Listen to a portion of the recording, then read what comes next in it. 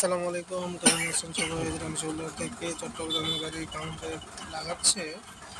এখন ছাড়বে চট্টগ্রামের সাইমন কুমিল্লার গাড়ি। এই কাউন্টার মাস্টার আমাদের ভাতিজা হাই দেখাচ্ছে। চিটাগাং গাড়ি রাহুল এন্টারপ্রাইজ মিয়ামি কুমিল্লা পর্যন্ত মিয়ামি এন্টারপ্রাইজ ভিডিওটা কেমন লাগলো সবাই একটু কমেন্টে জানাবেন। আশা করি ভালো লাগবে।